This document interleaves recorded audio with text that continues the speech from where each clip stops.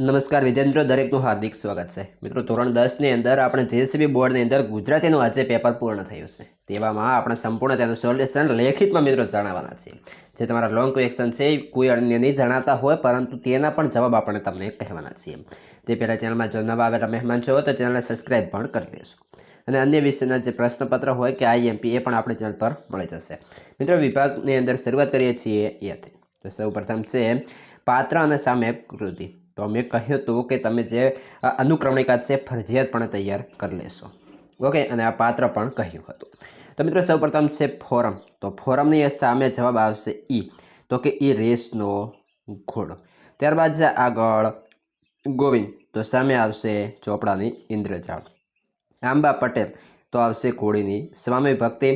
અને માણેક તો આવશે જન્મોત્સવ. આ રીતે જો તમે મિત્રો લખ્યા હશે તો તમારા જે છે પૂરેપૂરા માર્ક્સ મળી જશે. અને મિત્રો, અન્ય વિષયના તમારા જે પણ કોઈ મટીરિયલ જોઈતું હોય તો તમે જલ્દીથી કોમેન્ટ કરી શકશો. આગળ છે મિત્રો 5મા નંબરે નરેને. તો કે વન સંરક્ષણની તાલીમ મેળવી હતી. આપણી બબલી જે પગલી જાણે આ વાક્ય જે છે એ ડુંગરની પત્ની બોલે છે. મિત્રો, વિડીયોને લાઇક પણ કરી દેશો. 7મા નંબરે છે ખાલી જગ્યાના કારણે શાકના ઝાડ શણગારેલા લાગે છે. તો આવશે આગિયા. આગળ છે મનુષ્ય દેહ છે છાસના જેવો છે. ત્યારબાદ આગળ છે કે આંબા પટેલની ઘોડીની ચાલ કેવી હતી. તો મિત્રો, એ જે છે એ ઘોડીની ચાલ રેવાળ હતી. ત્યારબાદ છે આગળ અંકિતને પરીક્ષામાં ઉત્તીર્ણ થવાની ખુશીમાં કયા કયા પુસ્તકો. તો કે એક તો રામાયણ, મહાભારત, તે ઉપરાંત બાળ વાર્તાના જે પુસ્તકો છે એ તેને ભેટ મળેલા છે. ત્યારબાદ મિત્રો, જ્યાં છે પ્રશ્નો 3-4 વાક્યની અંદર છે તો તેના પણ આપણે જવાબ જોઈ લઈશું. 3-4 વાક્ય અંદર પહેલું છે છત્રી. લેખકે છત્રી ખોવાઈ ન જાય માટે કઈ સલાહ અમલમાં મૂકી. તો પહેલા પ્રશ્ન અંદર મિત્રો જવાબ રહેશે કે લેખકે છત્રી ખોવાઈ ન જાય એ માટે છત્રી પર પોતાનું નામ, સરનામું લખવાની સલાહ અમલમાં મૂકી. એ માટે એમણે પોતાની નવી છત્રી પર તેમનું પૂરું નામ, વિગતવાર સરનામું, ટેલિફોન નંબર વગેરે બધું જ લખાવ્યું. વરસાદના પાણીને કારણે ભૂસાઈ ન જાય એટલે આ વિગતો પાકા રંગથી લખાવી. ત્યારબાદ બીજા નંબર મિત્રો પ્રશ્ન હતો કે લેખક કોને ક્રૂર ગણાવે છે, કેમ? તો જવાબ આવશે માલિકે આપણને સુંદર સ્વસ્થ શરીર આપ્યું છે. આપણે એને સાચવવા માટે સહેજ પણ શ્રમ લેતા નથી. પરિશ્રમ કર્યા વિના બેઠા બેઠા મનગમતું ખાઈ જીવન જીવવું એ આપણે સૌભાગ્ય માનીએ છીએ. તેથી હૃદયરોગના હુમલા વખતે પરસેવો વળે એ દિવસો આવે છે. આ માલિકને કરેલો ક્રૂર કટાક્ષ છે. ત્યારબાદ છે ત્રીજા નંબર પ્રશ્ન છે કે ડુંગરે તેની પત્ની પ્રત્યે સહાનુભૂતિ દર્શાવતા શું કહ્યું. ડુંગરની પત્નીએ કોઈ બાળકીની પગલી જોઈ. તેને પોતાના મૃત સંતાનની યાદ આવે તે હલબલી ગઈ હતી. આથી ડુંગરે તેની પત્ની પ્રત્યે સહાનુભૂતિ દર્શાવતા કહ્યું, ગાંડી, એવા પગલાં તો ઘણા હોય, લે ચાલ, મોડું થશે. ત્યારબાદના મિત્રો જે નીચેના લોંગ 3 ક્વેશ્ચન હતા તે પણ આપણે જોઈએ. તો તેની અંદર 10-12 વાક્ય અંદર આપણે જવાબ લખવાના હતા. તેની અંદર પહેલો પ્રશ્ન હતો કે આખરે તો શિક્ષણનું ધ્યેય બાળક ઉમદા માણસ બને તે છે. આ વિગતે સમજાવો. જવાબ જોઈએ. આખરે તો શિક્ષણનું ધ્યેય બાળક ઉમદા માણસ બને તે છે. આ વિધાન સાંપ્રત શિક્ષણની મર્યાદાને સ્કૂટ કરતી અંકિતના મમ્મી નીનાબહેનની વિધાયક દ્રષ્ટિ રજૂ કરે છે. નીનાબહેને પોતાના પુત્ર અંકિતને ગુણ પ્રાપ્ત કરવાના શૈક્ષણિક ભારથી ઉગાર્યું.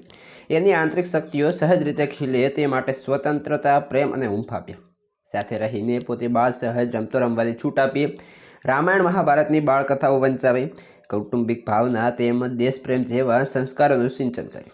અંકિતને ટોકતા રહેવાનું અને તેને ઉતારી પાડવાનું કે પોતાના વિચારો વ્યક્ત કરવાનું સાધન ન ગણાવ્યું. એને કુદરતી રીતે ખીલવાનું વાતાવરણમાં તરીકે પૂરું પાડ્યું. વિનુકાકા સૌરભને જે રીતે રેસના ઘોડાની જેમ ઉછેરતા હતા એ રેસમાંથી પોતાના પુત્રને ઉગાર્યો. નીનાબહેન માનતા હતા કે ભવિષ્યની શૈક્ષણિક કારકિર્દી માટે બાળકને જ નિર્ણય કરવા દેવો જોઈએ. બાળક સંસ્કારી બને, ઉમદા માણસ બને એ જ શિક્ષણનું ધ્યેય હોવું જોઈએ. નીનાબહેનનું એ સ્વપ્ન દીકરા અંકિતે પુરવાર કર્યું. મિત્રો, બીજા નંબરે પ્રશ્ન હતો કે માનવ અને પ્રાણીની પરસ્પર પ્રીત ઘોડીની સ્વામી ભક્તિને આધારે વર્ણવો. તો જવાબ જોઈએ. આંબા પટેલ રેલ ઘોડી પર સવાર થઈને મામાને ત્યાંથી પોતાને ઘેર જવા ઉપડ્યા. ચોમાસાના દિવસો હતા. વરસાદના કારણે શેત્રુંજી નદીમાં ઘોડાપૂર આવ્યું હતું. આંબા પટેલ શેત્રુંજી નદી વણગી સામે પર કેમ જવું એની વિમાસણ હતા. મામાને ત્યાં પાછા જવા તેમ નહોતું અને ઘેર પહોંચાવીને છૂટકો નહોતો. એ પ્રમાણે મિત્રો જે લોંગ ક્વેશ્ચન છે એનો જવાબ રહેશે. ત્યારબાદ ત્રીજા નંબરે પ્રશ્ન હતો કે રાતો ચોપડો ફાડી નાખવા પાછળ લેખકનું મનોમંથન કેવું હતું. તો એનો જવાબ પણ આપણે આ પ્રમાણે રહેશે। ત્યારબાદ હવે આગળનો વિભાગ તરફ જઈએ। ત્યારબાદ મિત્રો વાત કરીએ વિભાગ બી તરફ। વિભાગ બીની અંદર 17, 18, 19 અને 20ની અંદર જોડકા છે। તો પહેલો છે ચાંદલિયો, તો ચાંદલિયો છે લોકગીત। ત્યારબાદ છે આગળ દીકરી, તો દીકરી આવશે ભજન। ત્યારબાદ છે આગળ વતનથી વિદાય થતા, તો સોનેટ છે। અને વૈષ્ણવજન એ પદ છે। ખાલી જગ્યા કવિ ખાલી જગ્યા ના ઉડતા આવવાની ઈચ્છા વ્યક્ત કરે છે, તો તેની અંદર મિત્રો જવાબ આવશે મોરપીંછ।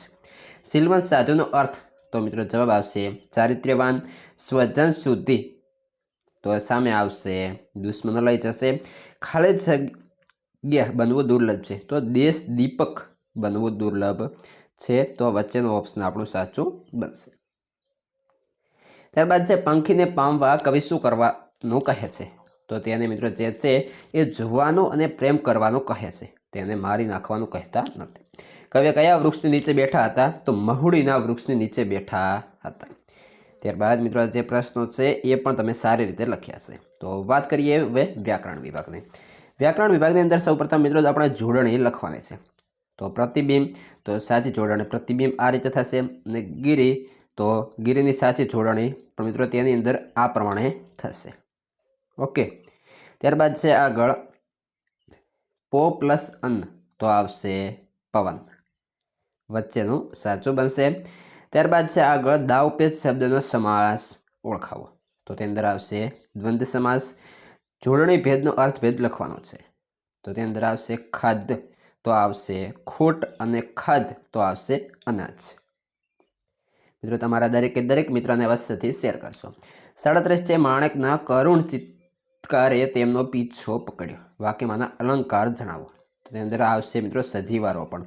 સામાજિક શબ્દમાં કયો પ્રત્યય રહેલો છે, તો સામાજિકની અંદર મિત્રો આપણે પર પ્રત્યય આવશે, કારણ કે સમાજ પ્લસ ઇક થશે।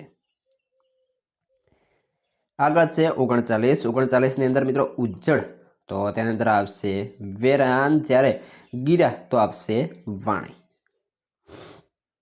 40 લાચારી સંજ્ઞાનો આપેલા વિકલ્પોમાંથી સાચો વિકલ્પ આપણે સાચો પ્રકાર શોધીને લખવાનો રહેશે। તો અંદર જે લાચારે છે એ મિત્રો ભાવવાચક થશે। આગળ છે માગ્યા મુજબ લખવાનું છે। નવ નેજા પડવા, તો અત્યંત મુશ્કેલી પડવી અથવા તો ખૂબ જ તકલીફ પડવી। બાંધી મુઠ્ઠી લાખ નહીં, એટલે કે ઇજ્જત સચવાય એટલા જ સારું, એટલે કે કોઈ પણ જે વાત છે એ બહાર ના પડે એટલે ત્યાં સુધી સારું રહે, અથવા તો મર્યાદિત રહે એમાં જ સારું છે। આગળ છે જેનો કોઈ રોગ નથી, તો શબ્દ સમૂહ, તો જેને કોઈ રોગ નથી તો નિરોગી। અને આપણે વિરુદ્ધાર્થીની અંદર લખવાનું છે સ્થૂળ, તો આવશે સૂક્ષ્મ। ત્યારબાદ આગળ જઈએ કર્મણી બનાવવાનું છે। પોલીસે ચોરને પકડ્યો, તો પોલીસથી અહીં આપણે થી લગાવી દેવાનું છે, પોલીસથી ચોરને પકડાયો। ત્યારબાદ 46ની અંદર હેરનો તાળપદ લખવાનો છે। ત્યારબાદ આવે છે 47 વિશેષણ શોધવાનો રહેશે, તો વારે વારે, તો ક્રમિક વિશેષણ થશે। ત્યારબાદ છે 48, તો 48ની અંદર જે છે એ બહુ એ ક્રિયા વિશેષણ, બહુભાવ એ ક્રિયા વિશેષણ થશે। ત્યારબાદ આગળ છે મિત્રો કૃષ્ણનો તે ધ્વનિ કટકો છૂટા પાડવાનો રહેશે ને પ્રેરક વાક્યમાં ફેરવવાનો છે। તો રીંછના હુમલામાંથી એક સુરતી કુટુંબ બચ્યું। 51 જેની અંદર છંદ ઓળખાવો, તો આની અંદર ચોપાઈ છંદ આવશે। અને મભન તત ગાગા, તો આ મંદ્રાક્રાંતાનું જે છે બંધારણ છે। ત્યારબાદ મિત્રો વિભાગ ડી પણ જો કે ખૂબ જ મીડિયમ જ છે, એટલું બધું કંઈ હાર્ડ પેપર હતું નહીં।